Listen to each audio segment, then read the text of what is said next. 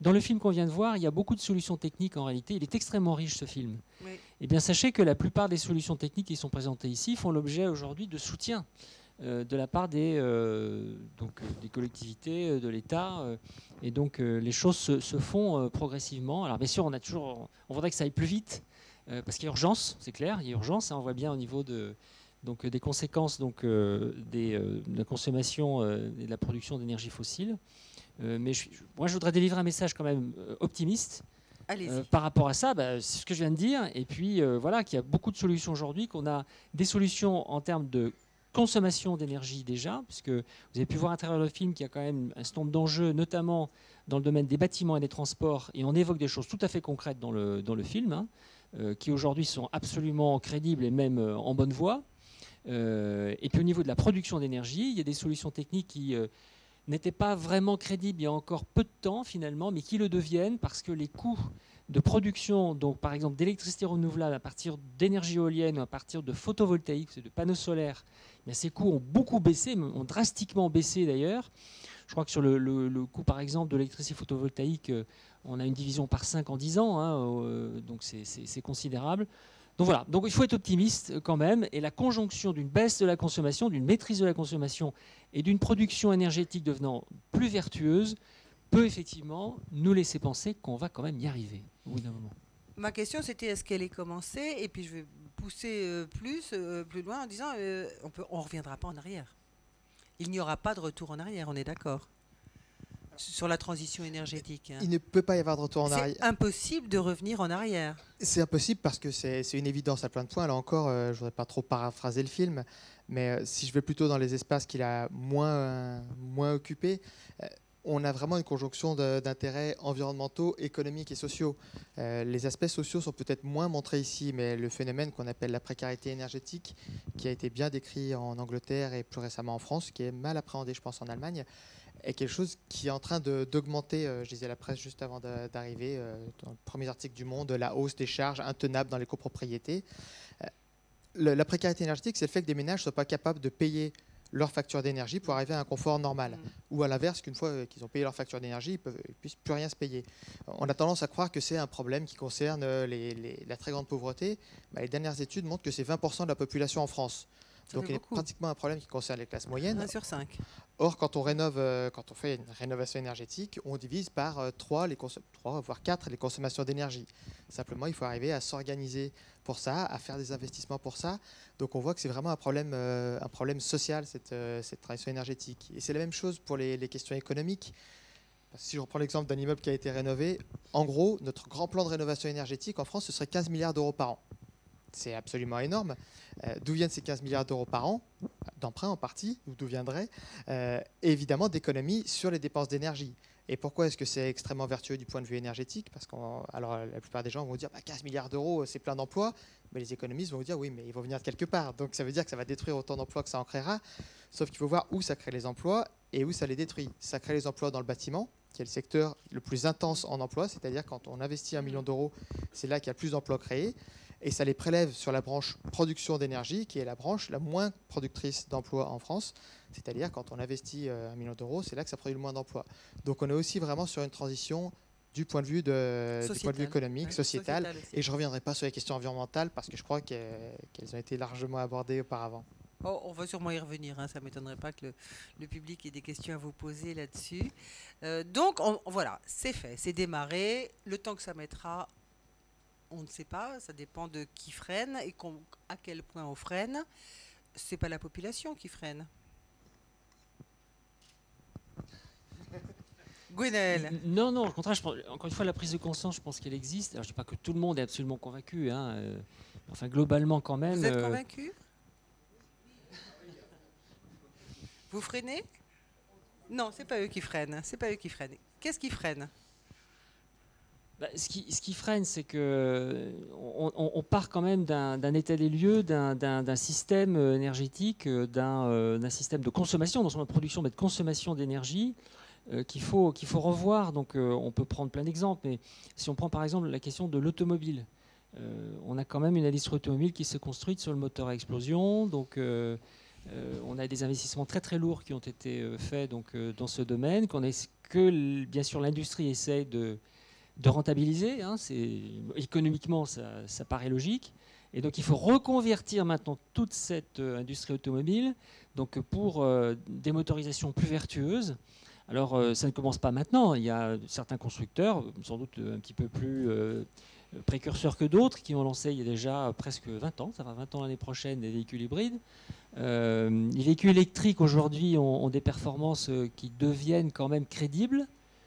Il n'y a pas si longtemps, quand on faisait 50 km avec une voiture électrique, on était content. En plus, c'était avec des batteries au cadmium, c'était formidable. Aujourd'hui, au salon de l'automobile qui a fermé ses portes, je crois, il y a quelques jours, là, c'est ce week-end qui ferme ? D'accord, très bien. On avait donc une présentation d'un certain nombre de véhicules électriques qui commencent à devenir quand même convaincants. En parallèle, il faut aussi mettre une infrastructure en place pour pouvoir recharger ces véhicules électriques. Donc, il y a aujourd'hui un grand programme donc, de développement des bornes de recharge à travers le pays. Évidemment, ça ne se fait pas du jour au lendemain, mais regardez un petit peu ce qui s'est fait sur Paris. Qui aurait dit il y a 10 ans qu'on aurait effectivement des bornes de recharge partout dans Paris. C'est le cas aujourd'hui. Si vous avez un véhicule électrique, vous pouvez vous recharger facilement dans Paris. Il y a des bornes de recharge qui s'installent sur les autoroutes actuellement, hein, donc il n'y en a pas encore assez, mais on commence à en avoir. On a des véhicules qui peuvent faire 200, 300 km. Donc voilà. Donc il faut reconvertir tout ça, et ça se fera, mais voilà, il faudra un petit peu de temps. Puis-je vous provoquer un peu, Gwenaël? Vous m'aimerez encore quand même, hein?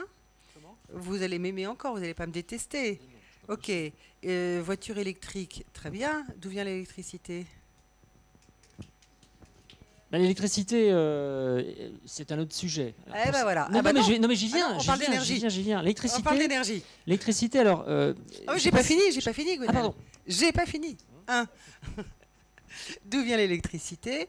Deux. Quels sont vraiment les gains? Alors certes, il y a des gains énormes avec un véhicule électrique au niveau du bruit, de la pollution locale, au niveau local. Mais ça dépend de la source d'énergie de l'électricité, justement. C'est très très juste. Okay. Et quand on fait vraiment les calculs, je parlais tout à l'heure avec Raphaël, des vrais coûts, c'est-à-dire les coûts qui sont cachés, qu'on ne nous transmet pas, les vrais coûts, si on prend en compte complètement tous les dégâts, toute la pollution produite par le nucléaire, depuis en amont, l'extraction d'uranium, le démantèlement des centrales nucléaires et les dégâts pendant 300 000 ans, des déchets dont on ne sait pas quoi faire, la pollution d'une voiture électrique, elle est très très sérieuse et elle monte à 5 ou 6 fois plus qu'une voiture à pétrole. Alors, les bénéfices que vous avez cités, effectivement, en termes de pollution et de bruit, déjà, c'est important. Ça, c'est avéré, il n'y a pas de souci. La question, effectivement, c'est la production électrique. Votre question est tout à fait pertinente. Et c'est pourquoi, alors je vais revenir à une étude qu'on a réalisée à l'ADEME l'année dernière, que j'ai pu évoquer lors de la table ronde, c'était jeudi midi. Jeudi midi. Voilà. Je ne sais pas s'il y a des gens dans la salle qui étaient présents. Pôle universitaire Léonard de Vinci, vous êtes venu sur les futurs de l'énergie. Elle était très intéressante cette conférence. Et donc, effectivement, j'ai présenté cette étude, qui est une étude, on va dire, d'expertise sur le fait de savoir s'il est réaliste d'imaginer un système de production électrique constitué uniquement d'énergie renouvelable. Donc déjà, techniquement, il faut quand même répondre à cette question, parce que même si le coût de l'éolien, le coût du photovoltaïque deviennent aujourd'hui compétitifs, il faut quand même vérifier qu'on est capable de nous approvisionner, nous tous ici dans cette salle au quotidien, en électricité à tout moment et tout au long de l'année. Ce n'est pas gagné d'avance lorsqu'on imagine un système de production électrique constitué uniquement de solaire et d'éolien. Un peu de biomasse et puis aussi. Un peu de biomasse, mais c'est très majoritairement quand même du photovoltaïque et de l'éolien, parce que les vrais potentiels, ils sont là. Après, il y a effectivement il y a un peu de comment ? L'hydraulique, tout à fait. L'hydraulique, beaucoup voilà, en France. qui est préexistant et qu'on peut encore développer un petit peu, mais pas tant que ça, parce que vous savez que nos montagnes sont déjà saturées de barrages, on ne peut pas en rajouter beaucoup. On a encore les côtes, on a encore la mer. Oui, alors c'est les énergies marines, je ne vais pas toutes les citer, mais ça fait partie des hypothèses aussi. Mais quand même, il n'empêche que les deux gros potentiels, ça reste le solaire photovoltaïque et l'éolien. Voilà. Et donc, si on n'est pas capable d'approvisionner chacun d'entre nous à partir de ça, ça ne marche pas. Et donc, cette étude démontre que ça fonctionne. Savoir qu'en tout temps et en tout lieu, on est capable, à partir du moment où on met en place donc, une production suffisante, un réseau suffisant, parce qu'il faut être capable de transporter l'électricité donc, assez facilement entre les zones qui, à un moment donné, ne peuvent plus, je dirais, produire l'électricité parce que soit il n'y a pas de soleil, c'est la nuit, soit il n'y a pas de vent, etc. Donc il faut mutualiser donc, les productions. Et donc à partir du moment où on met ça en place, avec également du stockage pour lisser donc, les périodes où il y a zéro production, ça peut arriver, on démontre que ça marche. Donc ça ne résout pas toutes les questions parce qu'il y en a d'autres derrière. Mais déjà, ça, c'était une question à laquelle il fallait répondre. On y a répondu, donc c'est une étape importante de franchie. C'est-à-dire, on peut imaginer ça. En stockage, on a fait des progrès? Oui, alors en stockage, on a fait des progrès. Vous savez, il y a un système de stockage électrique qui existe déjà, qui est celui des barrages. Vous savez qu'on fait effectivement, donc on pompe de l'eau, on remonte effectivement, on remonte cette eau dans les barrages pour pouvoir ensuite reproduire de l'électricité en turbinant à volonté. Il y a d'autres systèmes qui se développent. Je vais juste en citer un. Il y a des programmes de recherche, mais on est même au-delà de la recherche aujourd'hui, puisqu'on en parle dans le film. C'est le procédé de méthanation qui permet effectivement donc, de produire du CH4, enfin, du méthane, donc à partir d'hydrogène obtenu par électrolyse donc de l'électricité. Je m'explique. Si vous produisez l'électricité en surplus à un moment donné, vous pouvez produire de l'hydrogène par électrolyse à partir de cette électricité. Cet hydrogène, vous pouvez le stocker. Ce n'est pas forcément non plus un vecteur énergétique très facile à manier, mais si vous faites réagir l'hydrogène avec du CO2, cet horrible CO2 effectivement qui fait réchauffer l'atmosphère, vous produisez du CH4. C'est ce qui est montré dans le film, hein, c'est le procédé de méthanation. Et donc du coup, on stocke du CH4, donc c'est une façon de stocker l'électricité, effectivement de pouvoir répondre au moment où on est en manque d'énergie. C'est tout à fait réaliste, et vous avez vu dans le film, ça existe réellement, je le confirme. Tout à fait. Raphaël ? Sur le stockage, je voudrais aussi insister sur le fait que, moi je réponds souvent qu'on s'en fiche, que la France aura besoin de stockage dans 15 ans, 20 ans, si on tient nos objectifs, et qu'on a assez de barrières aujourd'hui pour ne pas se mettre d'autres barrières en disant « Ah, mais quand on a des énergies renouvelables, il faut créer beaucoup de stockage ». Aujourd'hui, la question des énergies renouvelables dites variables, c'est-à-dire celles qui vont fluctuer en fonction de l'environnement, donc solaire et l'éolien, en France, on en a 4% dans le système électrique. L'Espagne plus le Portugal, pas une île, mais enfin pas loin, elles sont très peu connectées. Ils en ont quasiment 30%. Ils n'ont pas tellement de stockage, hein, et ils ne trouvent pas ça très compliqué. Donc, et d'ailleurs, l'entreprise qui gère le réseau électrique en France, c'est RTE, le réseau haute tension, et c'est l'entreprise qui est responsable de l'équilibre offre-demande, ne demande pas de stockage. Ne demande pas de stockage à court terme. Donc c'est vrai que la question du stockage, je ne dis pas qu'il ne faut pas faire de recherche, mais il ne faut surtout pas se compliquer la vie. Notre transition énergétique est déjà pas si simple à faire avancer dans les cultures, dans la technologie, pour qu'on ne se rajoute pas encore des complexités. Le stockage, c'est pour après-demain. Aujourd'hui, on n'a pas besoin de stockage en France. Et puis en plus, on oublie une autre chose, c'est qu'on le dit souvent, mais l'éolien et le solaire, c'est quand même problématique parce que ça n'a pas une production constante. Mais le réseau électrique a besoin de tout sauf d'une production constante. Le système électrique a besoin d'une production qui suive la consommation, en phase avec la consommation. La consommation, elle n'est pas constante. Donc le système électrique a plutôt besoin d'une production qui soit, on dit dispatchable, c'est pas très français. Et ça, on a 3 types d'énergie qui ne sont pas très dispatchables. Au même titre, c'est le nucléaire, le solaire et l'éolien. Ils produisent indépendamment de la demande. Donc on est exactement sur les mêmes défauts. Simplement, on n'entend pas beaucoup parler du défaut du nucléaire qui n'est pas adaptable à la demande. Et d'ailleurs, c'est vrai que ça m'amuse beaucoup quand on dit mais l'éolien, qu'est-ce qu'on fait quand des éoliennes s'arrêtent? Je ne sais pas si vous êtes au courant. Aujourd'hui, on a 7 réacteurs nucléaires arrêtés en France. 7 réacteurs nucléaires, c'est beaucoup plus, et ce n'était pas prévu, c'est beaucoup plus que tout le système éolien français qui s'arrête. Mais par contre, on ne lui reproche pas à lui. Et puis c'est vrai que cette histoire de réseau, ça fait par exemple que dans les îles, c'est souvent des réalités à petite échelle rendues, où on a les complexités plus tôt. Ben, on a ces problèmes de gestion du réseau un peu plus vite dans les îles. Donc ça veut dire que la filiale d'EDF qui gère l'électricité dans les îles a le droit de couper toutes les productions renouvelables dès que le renouvelable atteint 30% de l'électricité. Donc c'est grâce à... Alors ça c'est une loi assez... arriérée, qui n'a plus aucun sens aujourd'hui, mais qui est toujours en cours. Et c'est grâce à cette loi que, par exemple, Saint-Pierre-et-Miquelon est repassé au 100% énergie fossile il y a 2 ans. Parce que la seule centrale éolienne qui permettait de ne pas utiliser uniquement le fuel, l'exploitant a fini par dire « je laisse tomber, EDF me déconnecte trop souvent, je ferme ». Parce qu'il n'avait pas le droit de produire plus exactement. de 30% des besoins de l'île. Voilà, et c'est pour ça aussi, par exemple, que l'île de la Réunion a annoncé il y a moins d'1 mois qu'elle prévoyait d'ouvrir 2 nouvelles centrales fuel dans les prochaines années. Je posais la question, qu'est-ce qui freine, hein? J'ai posé la question. Gwenaël, vous avez une réaction sur ça? Disons que nos réponses là par rapport au, je reviens quand même sur le stockage, sont complémentaires. C'est-à-dire que moi je me Oui, plaçais sur une perspective absolument. lointaine. Mhm. Dans le cadre d'une étude, on vise, on est un peu fou, on vise 100% d'énergie renouvelable, Oui. enfin d'électricité pardon renouvelable. C'est vrai que tant qu'on n'est pas à un pourcentage très significatif, on n'a pas tellement besoin de stockage. Je suis bien d'accord. Hein, la démonstration de Raphaël était tout à fait juste. Mais lorsqu'on atteint des taux très très forts, alors là, par contre, il faut quand même imaginer lisser les productions. Hein. Et c'est vrai que je ne veux pas non plus dire qu'il n'y a pas de défi technologique. Hein. Je veux dire qu'à court terme, c'est des défis sociologiques, organisationnels qui se posent. Et les défis technologiques dont parle Gwenaëlle, c'est plutôt des défis qui vont nous aider à passer les étapes d'après, au-delà de 2030. Et évidemment qu'on a besoin d'avancer là-dessus. Mais on n'a pas de barrière technologique à court terme. Donc, les barrières sont Sociologiques, culturelles, organisationnelles, culturelles. Alors, ouais. vous avez dit, est-ce que la population est contre? Alors, la population, c'est quand même en France, c'est 65 millions d'individus qui sont tous différents. Donc la population est majoritairement pour, si on regarde des sondages, mais enfin on sait qu'agglomérer la vie de vous, moi, etc., ça ne fait pas forcément sens.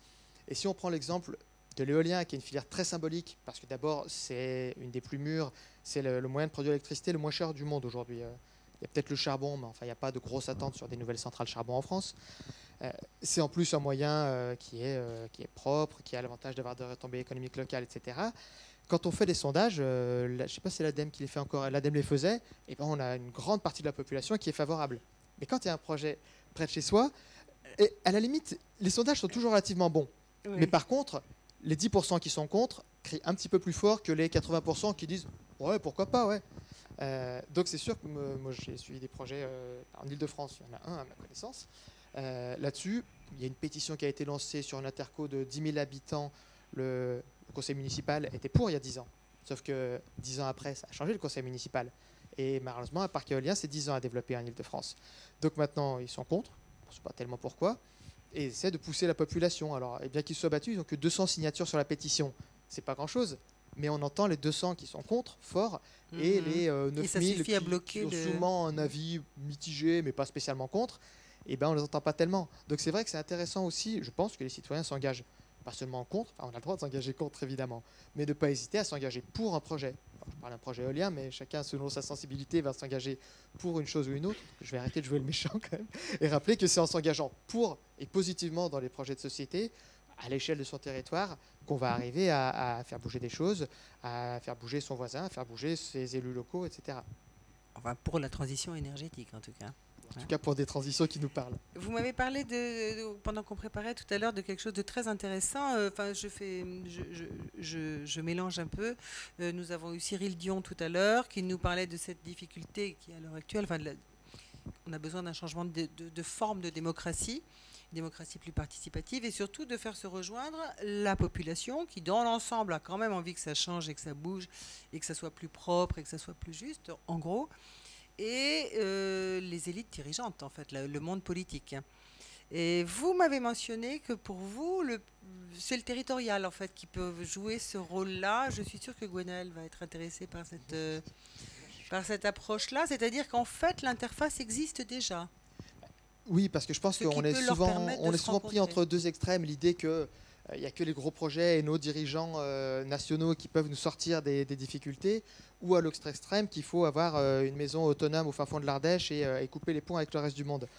Or, il y a sans doute une réalité entre les deux, c'est-à-dire travailler à l'échelle du territoire, à une échelle où nous avons un fonctionnement démocratique avec des élus qui sont sans doute pas toujours parfaits, mais qui sont à une échelle suffisamment proche des habitants pour mettre en place une démocratie plus participative. Là encore, ce n'est pas toujours le cas, mais en tout cas, c'est une échelle où on peut le faire, tout en étant à des échelles suffisamment larges pour mener des gros projets, des projets qui changent la donne à grande échelle. Parce que c'est vrai que je présentais sur mettre une maison au fin fond de l'Ardèche, parce que quand on parle d'énergie renouvelable, d'économie d'énergie, on peut dire, ah, mais c'est facile, isolez votre maison, mettez un panneau solaire, une éolienne au fond du jardin, et puis un puits, et c'est réglé.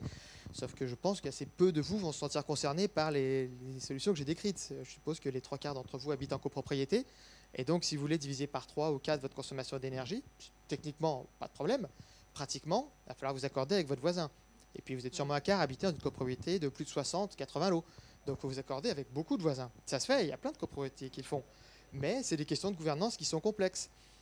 Et puis après, une fois que vous avez réussi, bravo, à isoler votre immeuble et à diviser par 3 ou 4 vos consommations, Vous allez vous dire que vous voulez peut-être continuer et que votre électricité, vous aimeriez qu'elle soit d'origine renouvelable. Bon, bah, sur votre immeuble, vous pouvez peut-être mettre des panneaux photovoltaïques. Encore que j'ai bien peur que vos toits soient un peu protégés et que les architectes des bâtiments de France ne soient pas ravis à cette idée par ici. Donc vous allez vous dire, bah, je vais peut-être vouloir une éolienne.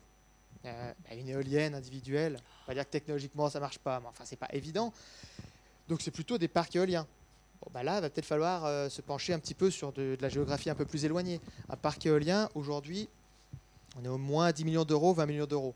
Donc ce n'est pas forcément une échelle colossale qui relève du niveau national, mais ça ne relève pas de ce que vous et moi avons en poche. De l'immeuble. Ouais. Ou de l'immeuble. Donc ça veut dire qu'il faut peut-être que 1000 citoyens se regroupent, et puis que la commune les accompagne un peu, et puis que la région donne un coup de main. Donc ça veut dire qu'on est vraiment sur des mailles qui sont pas seulement moi et mes voisins, mais selon les projets, c'est individuel, c'est du petit collectif, c'est du gros collectif, c'est de la coopérative. Donc on doit vraiment avoir toute une série de modes d'action entre le territorial, et puis j'ai pas cité l'entreprise, mais évidemment que pour réaliser tout ça, il va nous falloir de l'ingénierie, des compétences, et donc des entreprises qui vont devoir être bien pilotées. Donc là encore, vous et moi, on n'est pas toujours capable de dire à l'entreprise, c'est plutôt ça que je veux. Donc c'est bien des fois de s'appuyer sur de la compétence de la collectivité locale qui va pouvoir aiguillonner, diriger ces entreprises dans le sens de l'intérêt du territoire.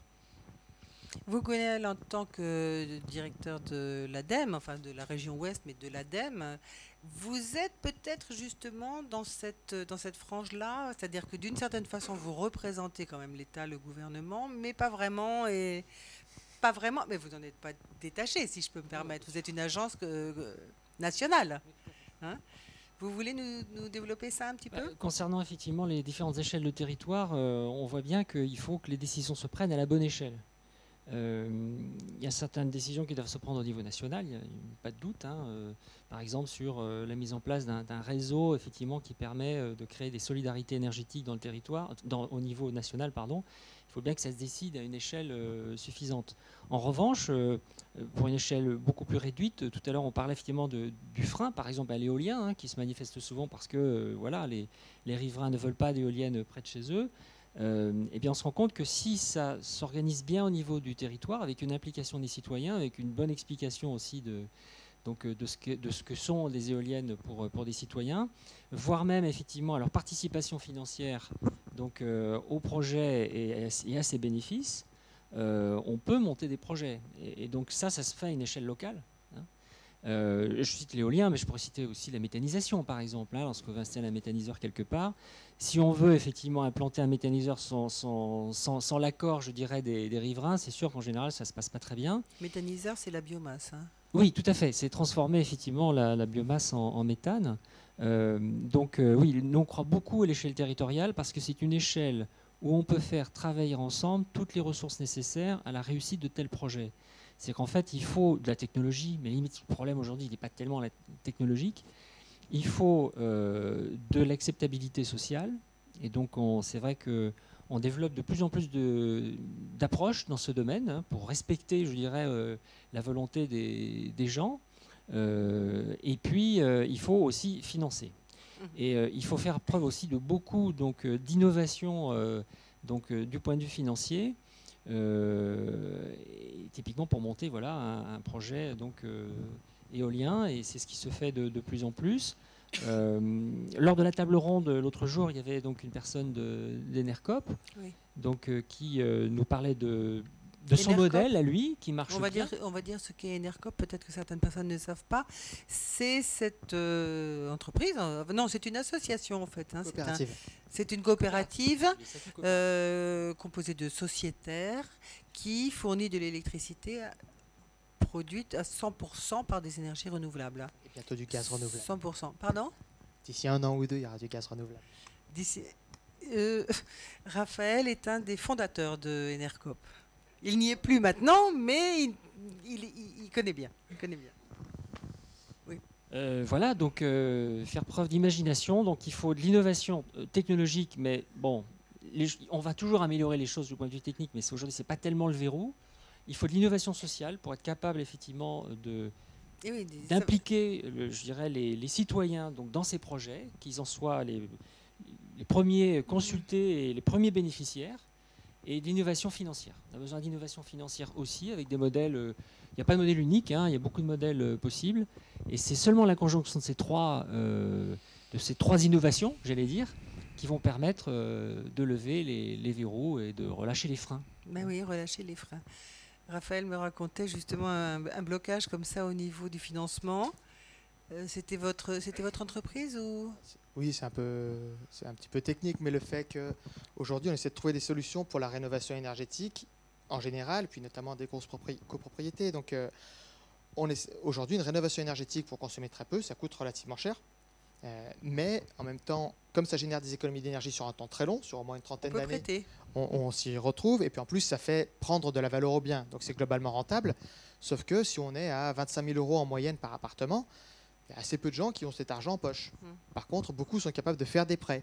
Mais ça veut dire qu'il faut arriver à travailler avec les réseaux bancaires pour qu'ils acceptent de créer des prêts de ce type. Et tout ce qui est un petit peu innovant, tout ce qui est un petit peu incertain, par nature, le métier d'une banque, c'est de vendre du risque. Donc vendre un risque qu'elle maîtrise mal, là, c'est assez complexe pour elle. Donc, je ne vais pas rentrer dans le détail, mais il y a des difficultés pour essayer de créer de nouvelles solutions, que les acteurs alternatifs aux banques puissent faire du prêt.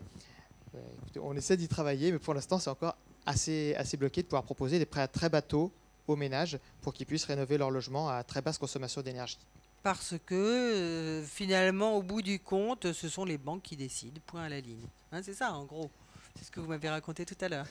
Oui, oui. Donc ça fait un gros frein quand même, un gros frein. Qu'est-ce qu'on peut faire, Gwenaël?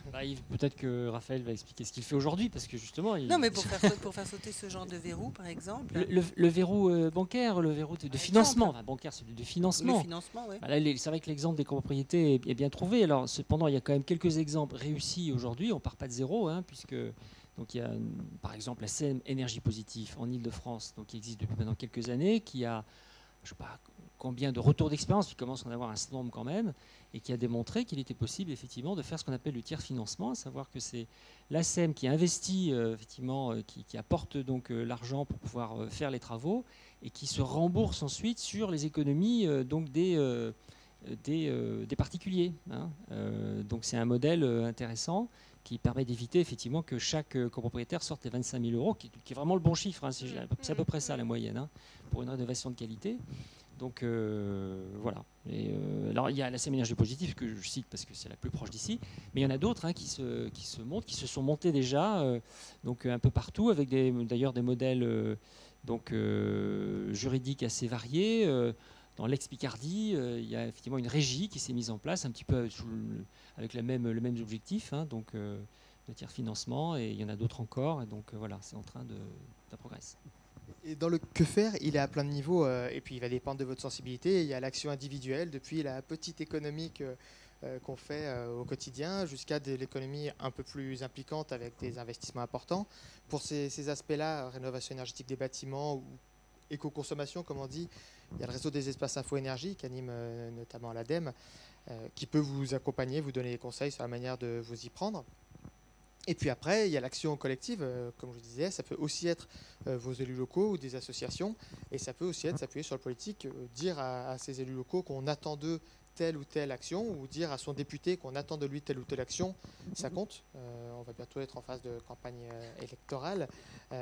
C'est plus les citoyens montrent qu'ils ont une attente, plus les élus vont devoir en tenir compte. Alors, si on est 12 à demander quelque chose, ça risque d'être un petit peu léger, mais quand ça prend une certaine ampleur, c'est comme ça que des sujets de société émergent. Et la transition énergétique, je pense qu'elle a émergé en partie, mais qu'il faut vraiment qu'on arrive à transformer l'essai.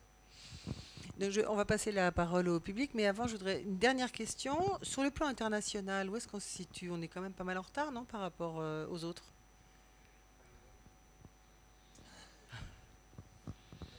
Bon, vous n'êtes pas obligé de répondre. Mais si, mais c'est difficile de répondre à cette question de manière... Il y a des domaines dans lesquels on est certainement en avance. Il y a des domaines où il y a des effets d'optique. On a l'impression, par exemple, que tout à l'heure, on citait le nombre de méthaniseurs qu'il y avait en Allemagne. Alors c'est formidable, il y en a des milliers, il y en a beaucoup plus qu'en France. Sauf que le modèle de méthanisation allemand, il est contestable, à savoir qu'ils utilisent des cultures énergétiques. Ça veut dire que le bilan énergétique global et le bilan environnemental, il n'est pas très bon. En France, on s'interdit de faire ça, c'est-à-dire qu'on accepte qu'il y a un minimum de culture énergétique, enfin plutôt un maximum de culture énergétique. Culture, surtout, vous voulez dire cultiver voilà, les histoires de maïs. On va cultiver du maïs pour ensuite les mettre dans du avec toujours méthaniseur. la question. On est dans du délire énergétique quand même. Hein, donc avec toujours la question sur les agrocarburants. On se donne bonne conscience, alors qu'en réalité, c'est pas sérieux. C'est une question d'éthique qui, je m'excuse, hein, mais qui est posée très clairement. Est-ce que l'humanité peut se permettre, enfin, a le droit de faire pousser de la nourriture pour faire fonctionner des machines ou des voitures, alors qu'il y a, allez, on va dire, un sixième de l'humanité qui crève de faim, en gros. Il y a un exemple beaucoup plus vertueux qui est celui de la paille. Donc de la paille qui est utilisée, qui est transformée en granulé, parce que ça permet effectivement de l'utiliser beaucoup plus facilement dans des chaudières. Et ça, c'est vertueux, parce que cette paille, de toute façon, voilà, c'est des résidus de culture donc à des fins alimentaires. Ça, c'est tout à fait correct. Raphaël, vous voulez répondre à cette question sur moi, j'ai la sensation que nous sommes très en retard, qu'on a mis longtemps à démarrer. Ce que je disais en préparation, c'est que la France est excellente sur le discours politique. Et y compris, alors ça n'a pas que du négatif. La France se fixe toujours des objectifs très ambitieux, et l'avantage c'est que quand la France ensuite va à Bruxelles discuter des directives, elle dit mais attendez, moi je me suis fixé un objectif d'un tiers d'énergie renouvelable en 2030, donc je demande aux autres pays de me suivre et de faire pareil. Alors les autres pays, peut-être qu'ils le savent maintenant, ils ne savent pas que la France ne tient pas tellement ses objectifs. Mais pour nous, c'est vraiment très important d'avoir d'une part un cap et d'autre de le tenir. La France est excellente pour le cap, elle n'est pas très bonne pour le tenir. Donc c'est aussi pour ça qu'il est important qu'il y ait des mouvements citoyens qui poussent, qui se battent et qui agissent pour essayer de tenir ces objectifs, de tenir ce cap. Bon, conclusion, la transition énergétique a commencé et elle ne s'arrêtera pas, et ça peut durer plus ou moins longtemps en fonction de nous. Hein? Et il y a des freins, très clairement, c'est toujours les mêmes, on les connaît. Je peux donner un bon exemple, oui, parce que je vais continuer à faire le gentil. Hein, donc, il y a quand même, je vais prendre un exemple, on pourrait sans doute en prendre d'autres, mais on a quand même obtenu des résultats significatifs. C'est la consommation simplement de nos voitures. Alors du coup, on va faire la comparaison avec l'Allemagne. Si on compare effectivement la consommation moyenne d'un véhicule en France et d'un véhicule en Allemagne, il y a une différence notable aujourd'hui, parce il y a une politique volontariste depuis quelques années, de nombreuses années maintenant en France. Donc avec notamment, c'est pas la seule chose, mais le système de bonus-malus qui a fait qu'on a une diminution très très forte donc, de la consommation des véhicules. Enfin, je pense qu'on l'a tous vécu hein, à travers les voitures qu'on utilise. Voilà, on a eu des résultats quand même très très très intéressants de ce point de vue-là et qui vont continuer à progresser avec les nouvelles générations de véhicules qui arrivent, plus hybridés. Donc voilà, donc là-dessus on est très bon. À l'échelle mondiale. Pour abonder dans ce sens, je pense qu'on sait assez peu qu'en France et en Europe, ça fait 12 ans que la consommation d'énergie n'augmente plus et qu'elle est même sur une légère tendance à la baisse. Ça, la plupart des gens croient que c'est une hausse. Alors, on regrette qu'elle ne baisse pas. Hein. L'ADEME notamment a démontré qu'on pouvait, avec le même niveau de confort, diviser à peu près par 2 la consommation d'énergie en France, à l'échelle un petit peu longue, à 2050. Mais c'est quand même important de rappeler que la consommation de toutes énergies, hein, transport, chauffage, électricité, est sur une légère tendance à la baisse depuis 12 ans.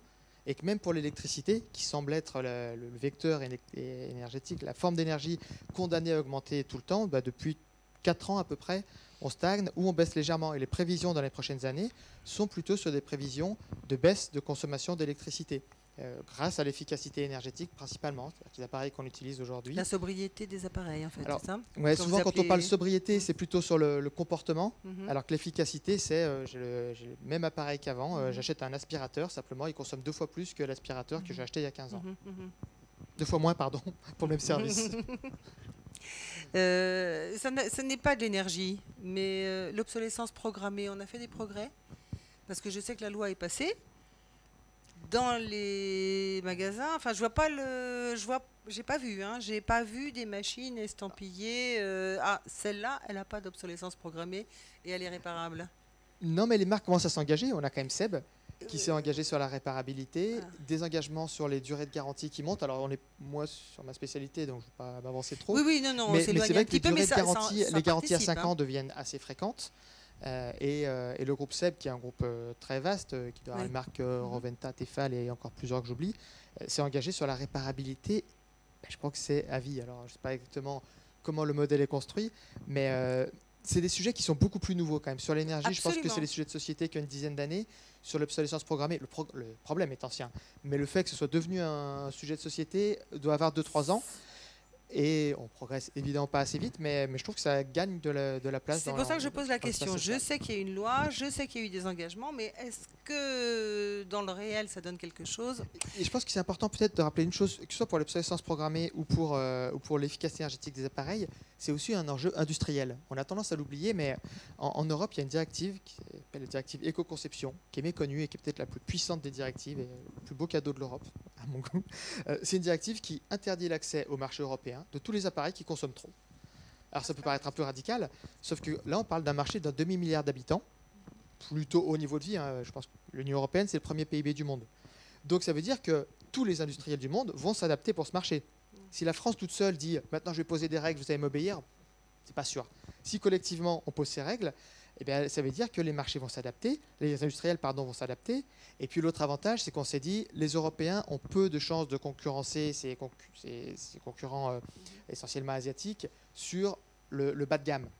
Donc il vaut mieux, si je reprends mon aspirateur, favoriser les aspirateurs un petit peu haut de gamme, qui sont plutôt moins chers sur le temps long parce qu'ils consomment moins d'énergie. Sauf qu'on est un peu tous pareils quand on va au supermarché et qu'il y a un aspirateur à 150 et un à 200 euros. Même si on nous démontre que l'aspirateur à 200 euros est moins cher sur 5 ans, ouais, quand même, 50 euros de plus, je sais pas que ça va faire de mes 50 euros. Et bien là, cette directive, elle est favorable à notre industrie, elle est favorable à notre portefeuille sur le temps long, et elle est favorable à l'environnement. Par contre, c'est vrai qu'elle a souvent fait l'objet de critiques. J'ai souvent lu dans la presse, la Commission européenne a mieux à faire que s'occuper de réglementer les cafetières. Malheureusement, c'est une directive la plus puissante. L'Agence internationale de l'énergie vient d'évaluer qu'elle a créé 800 à 900 000 emplois au niveau européen. Et que s'il n'y avait pas des triches, s'il y avait des contrôles, il y aurait 100 000 emplois de plus. Bon, ça c'est une bonne nouvelle. Obsolescence programmée, besoin qu'on explique ce que c'est et le lien que ça a avec l'énergie, c'est l'ancien système, on va dire, de conception des appareils, des machines. Normalement, en gros, moi ce que j'ai entendu, c'est qu'une machine à laver, ça peut durer 15 ans, 20 ans, un réfrigérateur pareil. Enfin, bon, ces machines-là sont quand même finalement des mécanismes extrêmement simples, on sait très très bien les faire, et ça devrait pouvoir tenir 30 ans, éventuellement avec une réparation en cours de route, mais elles sont fabriquées de façon à tomber en panne avant 5 ans. Hein, c'est ça. Et avec que les pièces qui tombent en panne ne peuvent pas être réparées ou vont coûter plus cher que de racheter une machine. C'est pas tout à fait conspirationniste avec une petite puce qui dedans va dire maintenant tu tombes en panne.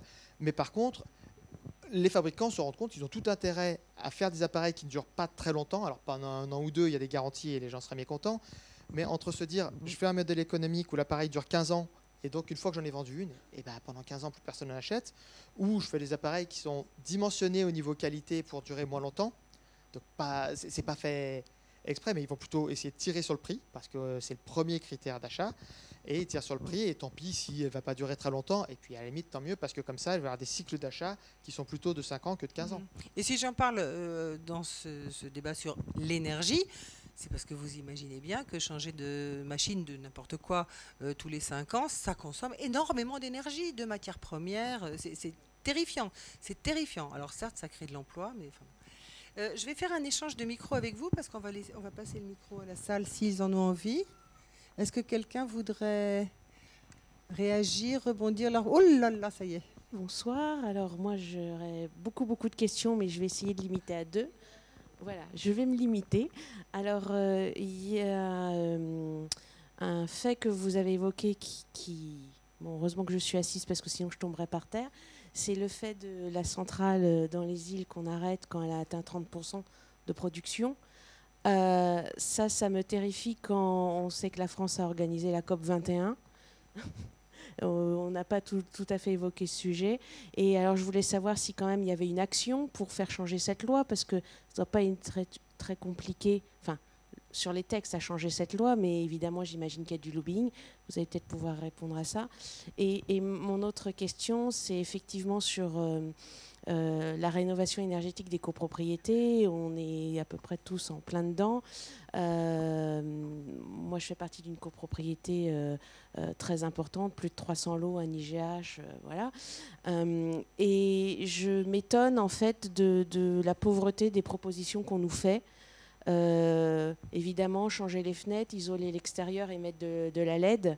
Bon, effectivement, on va faire des économies, mais je trouve ça un peu léger comme proposition.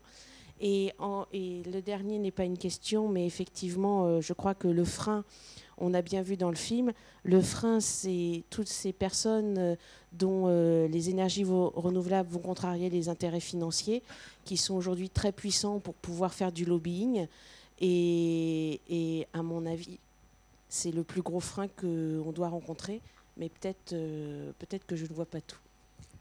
Alors évidemment, il y a plein de questions. Moi, sur cet aspect lobbying, je dirais que c'est vrai, mais qu'il faut sortir de l'idée, Gwenaëlle a cité beaucoup, de théorie du complot, c'est-à-dire à chaque fois pourquoi des acteurs agissent dans un sens. C'est pas qu'il y a une conspiration pour détruire la planète, c'est que les acteurs en place ont plutôt intérêt à faire ça, pas par nuisance, mais parce que c'est comme ça qu'ils sont organisés et tout changement est difficile à mettre en place. Vision court terme, et puis vision, c'est ça qu'on sait faire maintenant, c'est quand même beaucoup plus compliqué. En plus, si on passe à autre chose, c'est peut-être pas nous qui ferions. C'est l'exemple dans les îles. Pourquoi est-ce que ça fonctionne comme ça dans les îles? Parce qu'il y a un système de solidarité, tant mieux, qui fait que les habitants des DOM payent l'électricité au même prix que les habitants de métropole, parce que au titre de la solidarité internationale, alors que c'est plus cher à produire. Jusqu'ici, à moi en tout cas, ça me paraît très bien. Donc on dit à la filiale d'EDF qui gère ça, vous allez produire de votre mieux, et puis tout le surcoût, vous allez vendre ensuite au même prix que, que dans le reste du territoire national, en métropole. Et ensuite, votre surcoût, on va vous le rembourser. C'est-à-dire que chaque fois qu'EDF va se compliquer un petit peu la vie, en essayant de mettre plus d'énergie renouvelable par exemple, ça va être plus compliqué pour eux sans gagner un centime de plus. Donc ça veut dire que le système, même s'il est fait pour être solidaire, il est assez pervers. Donc c'est vrai que je pourrais facilement dire ouais, c'est EDF, de toute façon ils sont nuls, ils ont pas... C'est pas ça le principe. C'est qu'à la fin, si le système est organisé de manière à ce qu'il n'ait pas tellement intérêt à se bouger, il ne se bouge pas parce que le changement c'est toujours plus compliqué. Donc ça veut dire qu'il faut faire qu'ils soient intéressés. En plus, les énergies renouvelables dans les îles, souvent c'est d'autres acteurs qu'eux-mêmes qui les exploitent. Donc globalement, je pense que les gens qui travaillent dans cette filiale, EDF, Système électrique insulaire, se rendent compte qu'ils ont tout à perdre à développer les énergies renouvelables et que la vie est déjà assez compliquée au travail chaque jour, comme pour vous et moi, et donc ne rien changer, c'est beaucoup plus simple. Donc je pense que c'est plutôt ça, c'est beaucoup plus des systèmes de gouvernance que de voir des acteurs qui ont un dessein qui irait à l'encontre de l'intérêt général. Et puis après, pour les questions de rénovation des copropriétés, tout à l'heure je ne répondais pas vraiment parce que je travaille plus pour l'association pour laquelle j'étais censé venir ici. Maintenant, je travaille pour une entreprise créée par la région Île-de-France qui fait de la rénovation énergétique des copropriétés. Je n'étais pas venu faire un coup de publicité, c'est pour ça que c'est Énergie Positive. Donc c'est pour ça que vous pouvez les appeler, mais je voulais éviter d'en parler trop parce que je n'étais pas venu faire un coup de pub. Vous aviez parlé des tiers financeurs qui est plutôt bien pour les copropriétaires parce qu'en fait, on ne change pas le montant des charges et l'économie rembourse en fait le tiers financeur. Donc je sais qu'Énergie Positive a eu cette autorisation, je crois, de l'année dernière de l'Europe, mais est-ce que c'est encore assez exceptionnel ou il y a plusieurs acteurs de tiers financeurs? Et je ne vous pose plus de questions. Seule Énergie Positive peut le faire en Île-de-France. Dans d'autres régions, il y a d'autres acteurs. Pour l'instant, il y a encore une petite autorisation administrative qui manque, qui est difficile à obtenir. Mais indépendamment de ça, sans cette notion de tiers financement, il y a maintenant des banques, pas beaucoup, mais quelques banques qui proposent des prêts et des prêts à taux relativement intéressants qui font que Énergie Positive ou d'autres acteurs peuvent vous proposer un programme de travaux et un programme de financement qui tiennent la route. Je voudrais juste apporter un complément parce que votre situation m'interpelle beaucoup et est très intéressante du point de vue de votre habitat. Vous êtes donc dans un IGH et c'est vrai que c'est un cas particulièrement... Oui, tout à fait. Oui, pardon, c'est pour traduire. Un immeuble de grande hauteur, voilà. Il y a combien d'étages? Ah oui, quand même. D'accord. Oui, donc c'est impressionnant. Évidemment, pour ce qui est de la rénovation des bâtiments, on a, nous, ADEME et plein d'autres acteurs, pris en considération le fait qu'il y avait une typologie de bâtiments. Et donc, on a suivi de près et même financé un certain nombre d'opérations exemplaires de rénovation d'un certain nombre de bâtiments représentatifs. Alors, je ne vais pas vous donner de tête là les références qui peuvent vous intéresser, mais sachez qu'il y a déjà des IGH qui ont été rénovés, notamment dans le 13e arrondissement de Paris.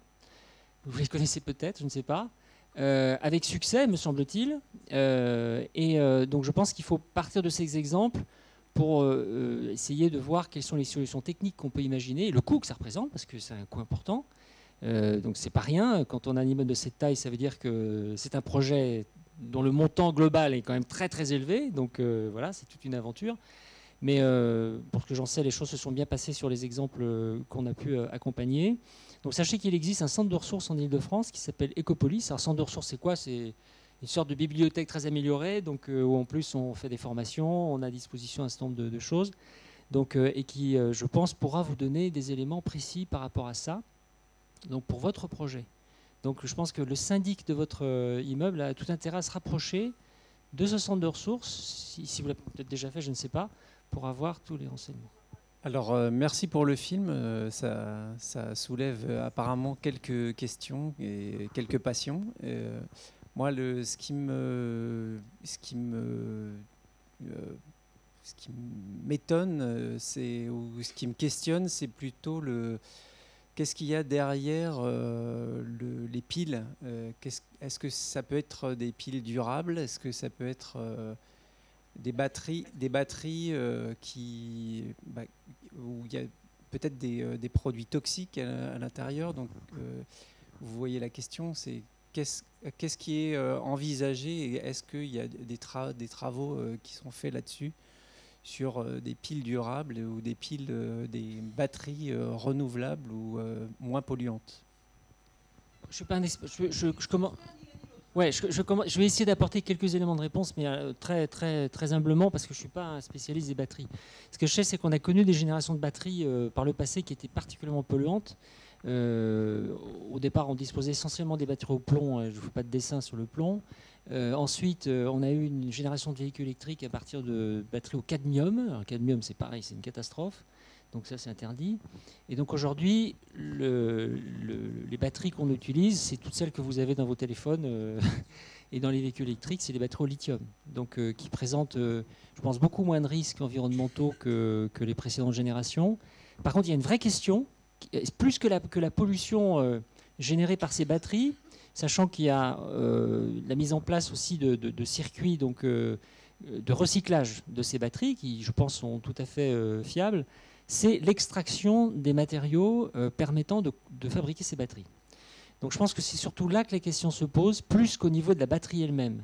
Donc il faut vraiment s'interroger sur les ressources donc, existantes de lithium. Si demain on devait effectivement avoir, je ne sais plus le chiffre dans le film, c'était 2 milliards je crois de batteries, ou si tout le parc automobile était électrifié avec que des batteries au lithium, il y a derrière un vrai défi en termes donc, de mobilisation de la ressource en lithium sur la planète, donc parmi tant d'autres métaux d'ailleurs qui posent des problèmes pour d'autres fabrications. Donc je pense qu'il faudrait surtout qu'on se penche là-dessus. De toute façon, le principe, c'est toujours d'essayer, lorsqu'un équipement est polluant, plus ou moins, c'est d'en consommer le moins possible, qu'il soit le moins polluant possible, et de le récupérer en fin de vie.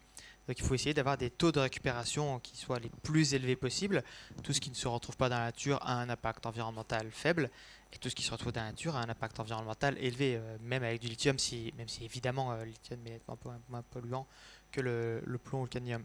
Et puis c'est pour ça aussi peut-être que ça vaut le coup de s'intéresser à des systèmes où on utilise peu de batteries. On parle beaucoup du véhicule électrique, on parle moins du véhicule qui fonctionnerait au biogaz, sachant que le biogaz, ça peut soit être du gaz qui est issu de déchets organiques, déchets de l'agriculture, déchets de la restauration, etc. Soit provenir de ce qu'on appelle la méthanation, ça a été cité par Gwenaël, c'est-à-dire que lorsqu'il y a des excès d'électricité, on peut stocker les excès d'électricité dans le réseau de gaz. Ça surprend, dit un peu comme ça, mais on peut transférer par quelques transformations chimiques, on peut créer du méthane, du gaz par les excès d'électricité au moment où il y en a un petit peu trop parce qu'on consomme peu et qu'il y a pas mal d'éoliennes ou de solaire qui tournent. Là, on a un impact environnemental qui est relativement modeste, on a une technologie du véhicule au gaz qui est quand même assez maîtrisé. Et puis l'un des enjeux sur la transition énergétique, qui est quand même une certaine forme de décentralisation, c'est de faire se rencontrer la zone de production et la zone de consommation. Le meilleur moyen pour qu'une production rencontre une consommation, c'est un réseau. On pense toujours au réseau électrique, mais il y a un autre réseau qui est un réseau très, très dense, qui est le réseau de gaz. Et une forme d'énergie n'est pas un vecteur énergétique comme le gaz ou l'électricité n'est pas propre ou sale par nature. Ça dépend de la source. L'électricité, si c'est une source qui est d'origine fossile ou nucléaire, elle nous pose problème. Si elle est d'origine renouvelable, non. Pour le gaz, c'est pareil. Si c'est du gaz fossile, il faut en réduire la consommation rapidement. Si c'est du gaz d'origine renouvelable, alors il est propre. Donc de même qu'on doit verdir notre système électrique, il faut verdir notre système de gaz.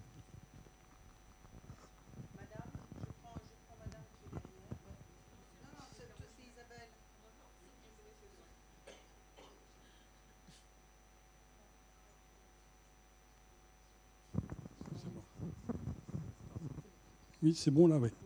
Oui, alors un des aspects qui m'a étonné dans le film, là, enfin, ce que j'ai appris, c'est en Allemagne, c'est la force des lobbying existants de RWE, qui je suppose est le DF local, enfin le DF allemande. Et cette puissance, alors je croyais moi que vraiment les Allemands étaient très très pro énergie renouvelable et que tout allait bien dans le meilleur des mondes. Je me suis rendu compte que non, donc j'étais très étonné. On est beaucoup moins étonné en France quand on connaît la puissance du lobbying nucléaire. Hein. On n'a pas beaucoup évoqué ça ce soir. Il y a une politique nucléaire qui existe en France depuis 50 ans. Tous les politiques de gauche ou de droite ont toujours soutenu l'énergie nucléaire. Et ça continue. Ça continue avec ce gouvernement actuel. Le prochain, on verra. Mais il y a quand même, c'est un des freins qui, pour moi, est extrêmement important. Il y a un autre frein, je vais être un petit peu provocateur, c'est le prix de l'énergie. Le prix de l'énergie, il n'est pas cher du tout. C'est pas cher du tout. Le gaz, le fioul, on est à des prix extrêmement bas. L'électricité, je pense qu'on est un des pays d'Europe où on a un coût d'électricité extrêmement bas également, hein, qui est plus ou moins subventionné, hein, parce qu'on n'est pas au coût réel. Le coût de l'électricité, ça coûte beaucoup plus cher que ce qu'on nous le fait payer. Hein. Si on comptait ne serait-ce que le démantèlement des centrales. Donc voilà, donc c'est un frein également. Hein. Dernier commentaire, excusez-moi, je fais vite. Ce qui fait qu'en conséquence, nous aussi dans notre copropriété, on va devoir prendre des décisions au sujet de l'audit énergétique qu'on doit avoir. Je ne suis pas du tout optimiste pour que ce soit voté, hein, pas du tout. Ce sera non, très certainement, déjà pour l'audit et a fortiori pour les travaux. Parce que les gens ont vite fait de faire leur compte, ce qu'il faut débourser pour les travaux et ce qu'ils doivent payer pour l'énergie actuellement. Merci.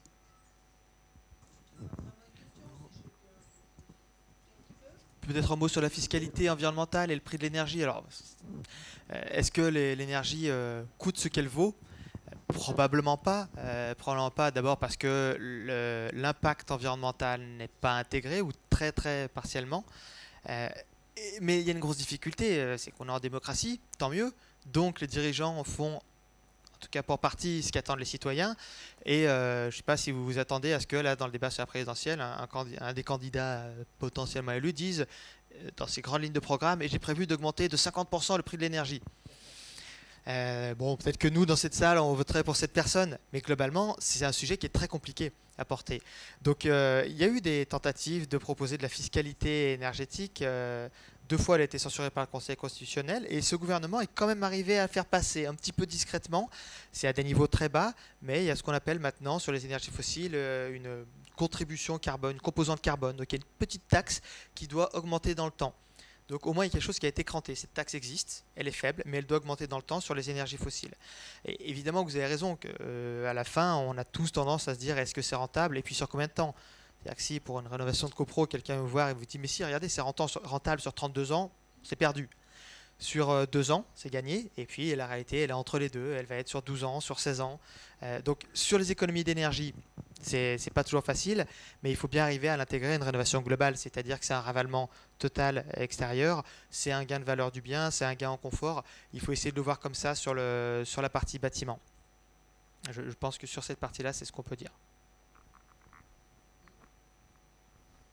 Et on peut juste ajouter que de toute façon, la transition énergétique se fera à plus ou moins long terme, mais elle se fera. Donc on peut participer au frein ou pas, en gros. Sur les immeubles, je pense qu'on peut rajouter que c'est c'est aussi une approche patrimoniale. Pour ceux qui ne sont pas sensibles à l'approche environnementale, c'est une approche patrimoniale. C'est-à-dire que d'une part, j'ai dit plusieurs fois qu'un immeuble rénové, quand il y a une rénovation énergétique, il y a une rénovation esthétique, une rénovation de maintenance, et que ça fait prendre de la valeur au bien, ça c'est le côté carotte. Mais il y a aussi le côté bâton, c'est-à-dire que les notaires, de plus en plus, se rendent compte qu'un bien qui a une mauvaise classe énergétique, dans 5 ans, dans 10 ans, ne vaudra plus grand-chose.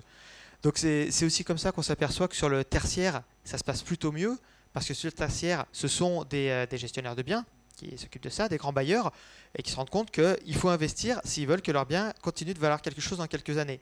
Donc il y a le côté carotte, augmenter la valeur maintenant, et il y a le côté bâton, ne pas perdre de la valeur à moyen terme.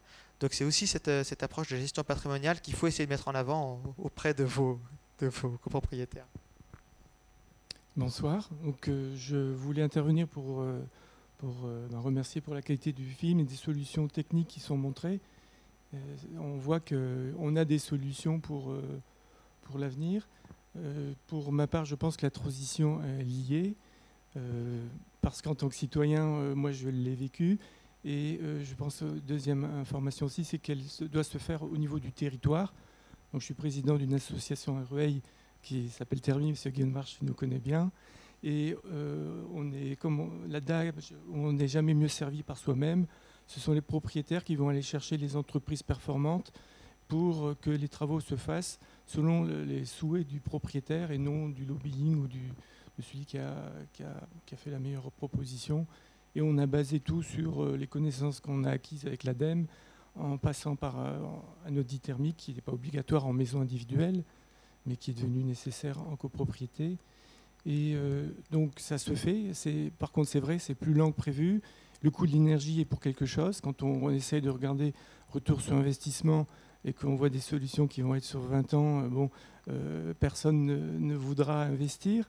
Mais c'est idiot parce que c'est l'occasion, il y a des fois de le faire. Et il y a des solutions qui vont durer plus de 20 ans. Maintenant, c'est un outil de voir le retour sur investissement pour comparer des solutions entre elles. Après, il y a d'autres facteurs qui permettent de décider, comme vous avez dit, la valorisation du bien et surtout le confort, la qualité de l'air, donc la qualité de vie à l'intérieur, s'il y a tous les problèmes de ventilation. Donc, le fait que... Je pense que la transition se fait par nous, par les citoyens.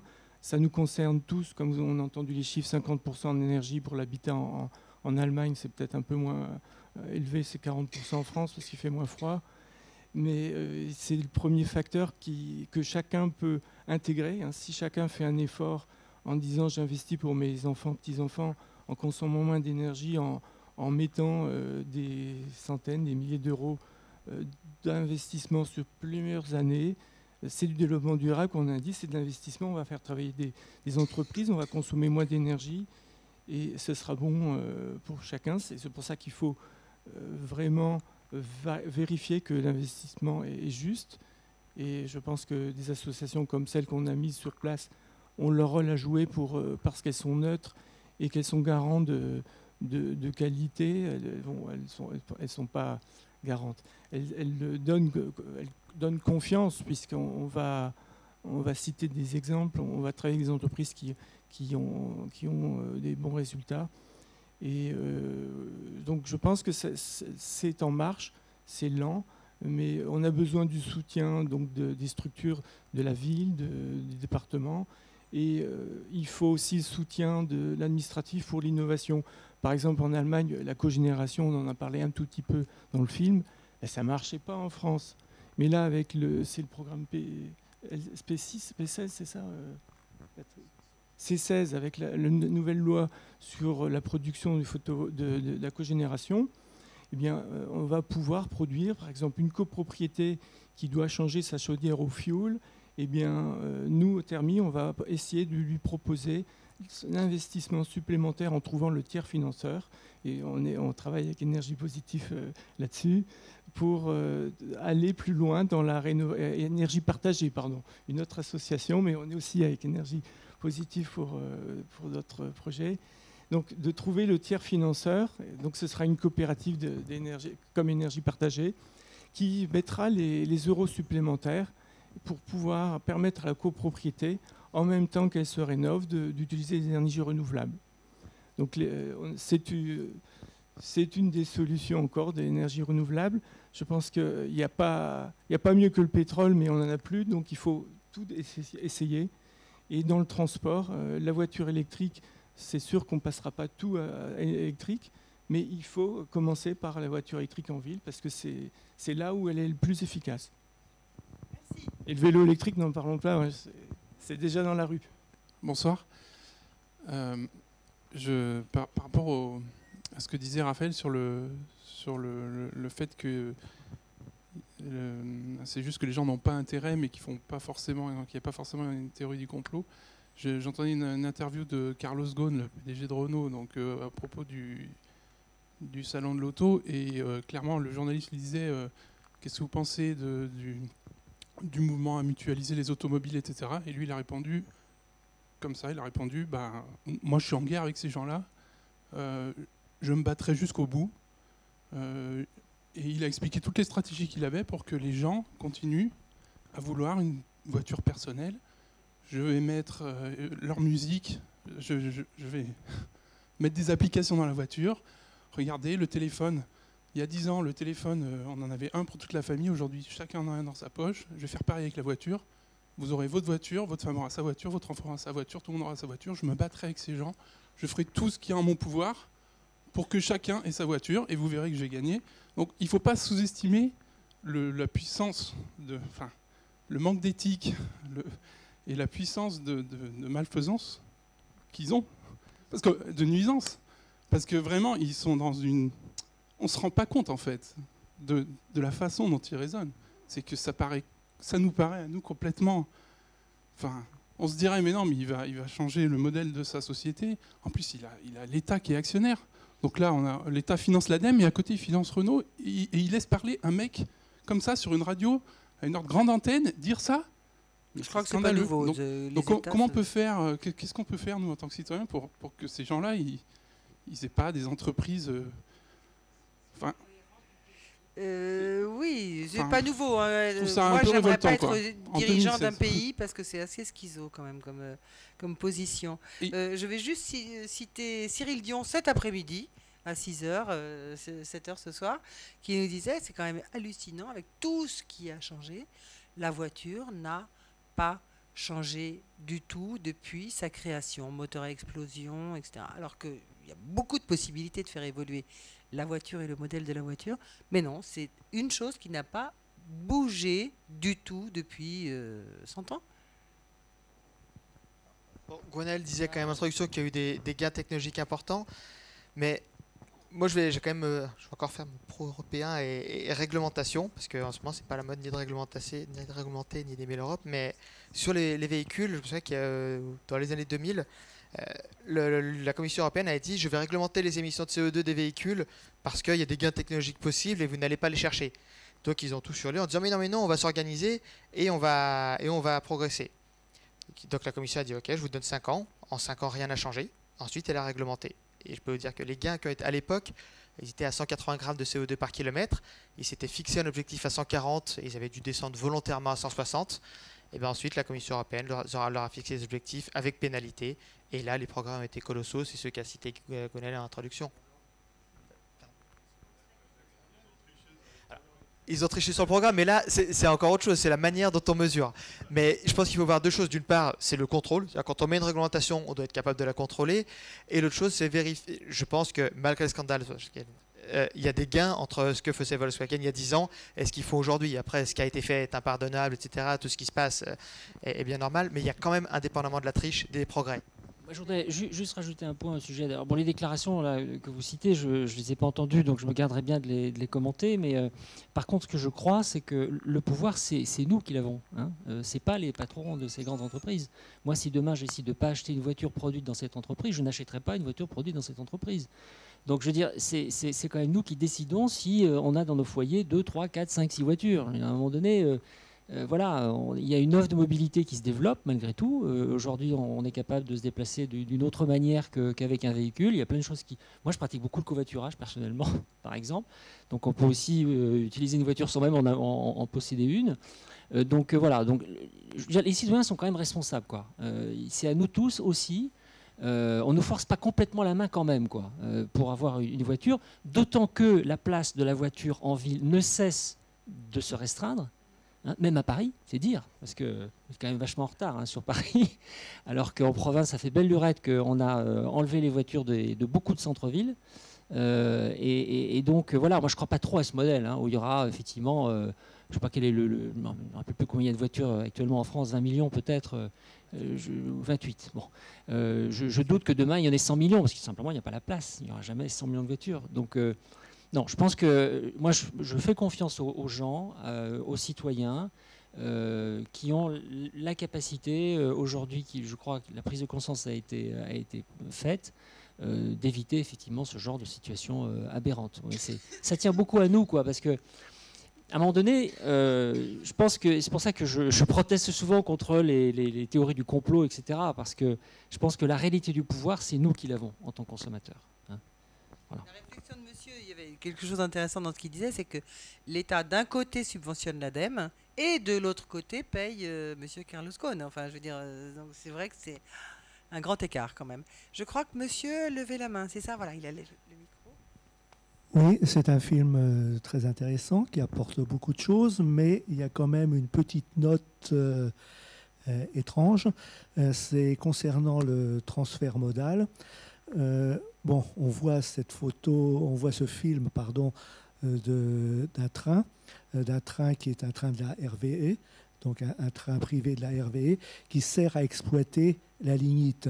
Or, il est rappelé dans ce film précisément que la lignite, on imagine à peine cela dans un pays occidental, mais ce sont des kilomètres carrés qui sont complètement rasés. Y compris le village, y compris le cimetière, y compris les églises, y compris les routes, y compris les voies ferrées, tout disparaît pour raser le sol, parce que la lignite est à fleur de sol. Il faut donc tout raser. Donc ça, c'est quelque chose d'absolument surprenant de savoir que dans un pays occidental, c'est la région de Cologne, c'est aussi une autre région en Allemagne de l'Est, et donc c'est présenté un peu de façon... Le train est un peu comme étant l'auxiliaire de ce qui est nuisible pour l'environnement.